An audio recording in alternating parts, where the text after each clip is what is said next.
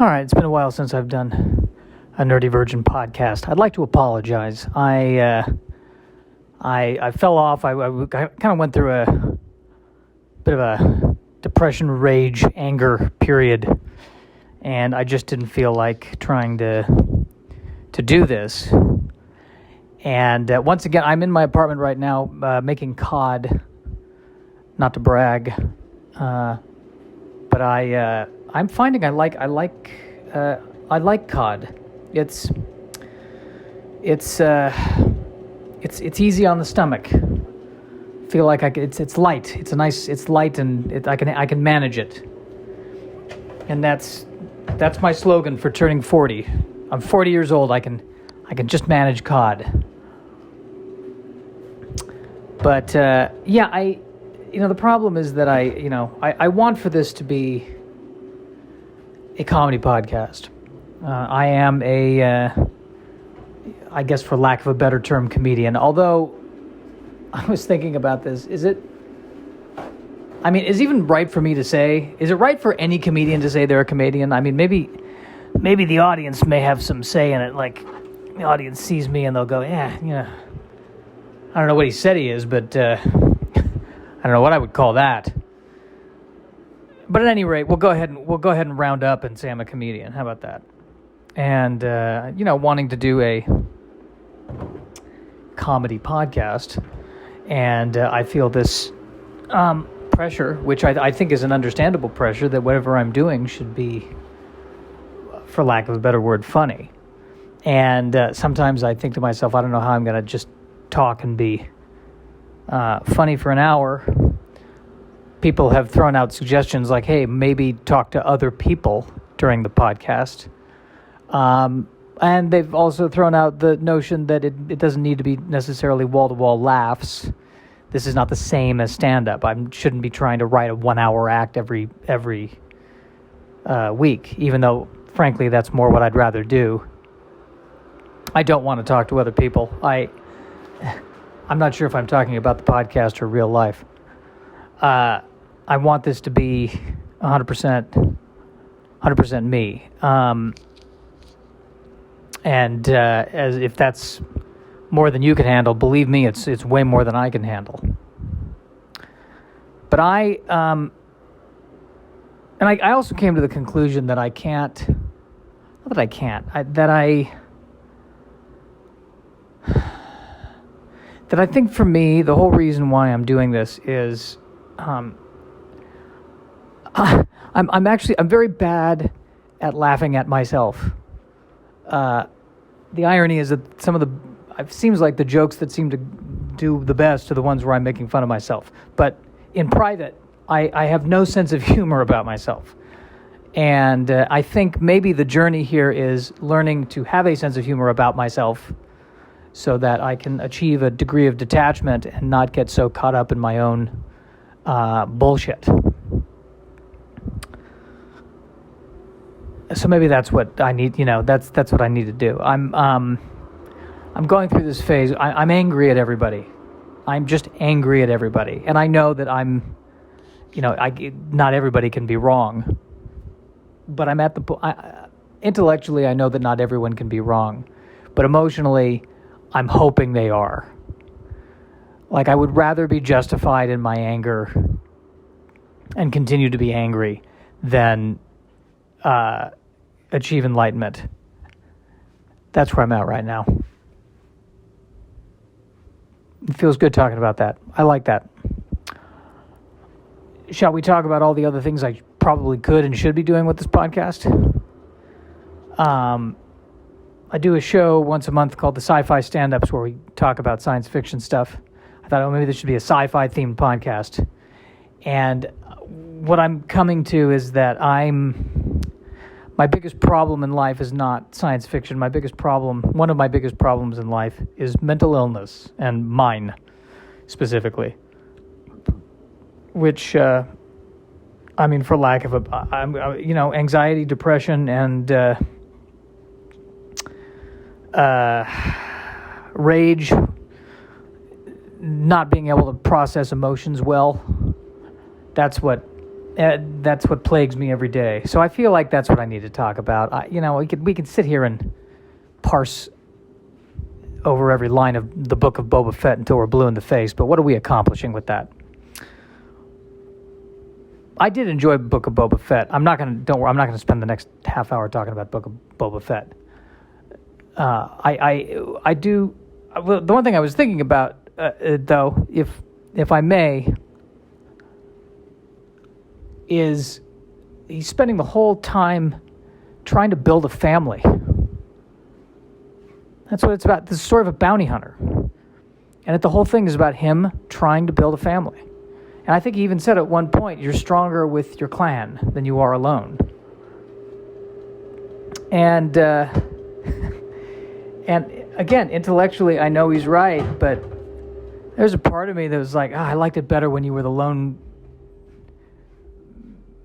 bad guy that everyone was afraid of. That's what I wanted to be when I grow up. I don't want. This is getting too lovey-dovey. I can't believe this. I forgot to lock my door. I don't know where I think I'm living. What is this? On the farm in the 17th century?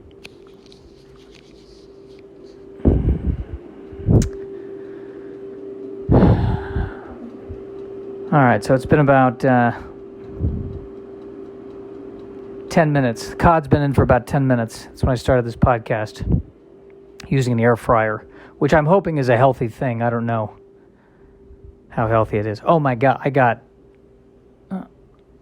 I had to pay my taxes. I paid my taxes. Man, did I pay my taxes.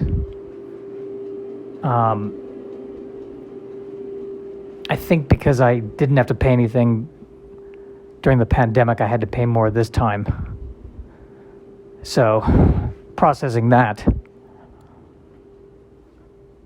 But I'm trying not to spend a ton of money. I don't really do anything. I'm trying to keep the costs down. Eating at home a lot more, not eating out as much. Trying to get the cholesterol down.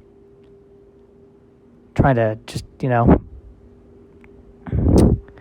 be healthier and more frugal so that I can live longer and get to the point where things are even more expensive and it gets even harder to live. That sounds logical. God, it makes more sense to eat donuts and just give it another 10 years and shove off. But no, we have to keep going. We must persevere. I made some water for tea. Am I even hungry? Why am I even doing this? I have this weird feeling where I'm not... Since I've gone on this diet, late at night I'd be eating, cinnamon rolls and sugar and all that kind of thing, and pounding it in at 1 a.m. And now, I'll get cravings, but I'm eating cod. Am I hungry? It feels almost like not even so much that I'm hungry, but that I could use some protein.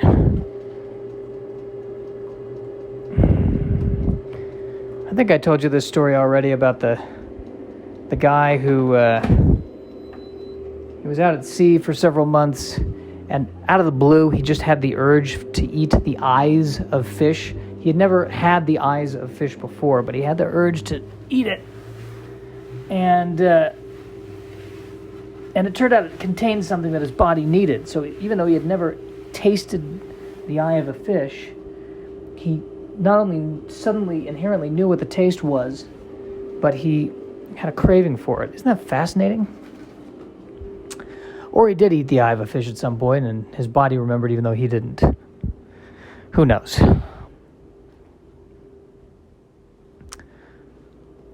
Is he eating the eyes of fish now? That's my question. Or is fish the last thing this guy wants to eat after being stranded on the ocean?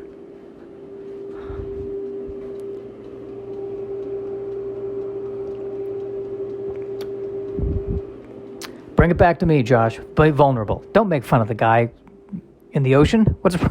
Why am I making fun of the guy in the ocean? He survived. I don't know. If I was on the ocean, I don't know. That would be... Oh, God. If I was in that... If I was Pi... The guy... No, Pi was the tiger, right? No, the tiger was Richard Parker in Life of Pi. If I was in that situation, if I was in Pi's situation, I would keep the tiger at bay by being an emotional vampire. And I'd say to the tiger, let's go over where I think everything went wrong with my early relationships. And the tiger would say, you stay on your side of the boat. Don't touch me.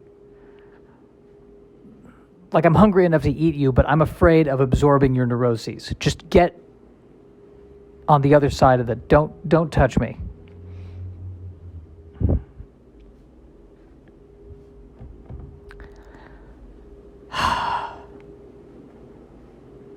So this is... I'm feeling good about what's happening right now. I feel like we're making some progress here. I don't know what it is I'm even doing. I don't even know how you would classify. I mean, I'm the one who uploads it online, and I classify it as comedy, and I feel like a moron every time I do it. But this feels right.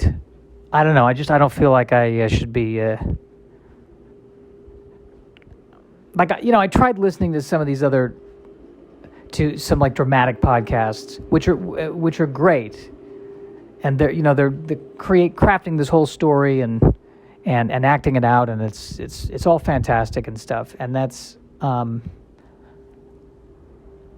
that is totally fine. But I don't feel like that's just not my zone right now. Got to keep it a bit more real.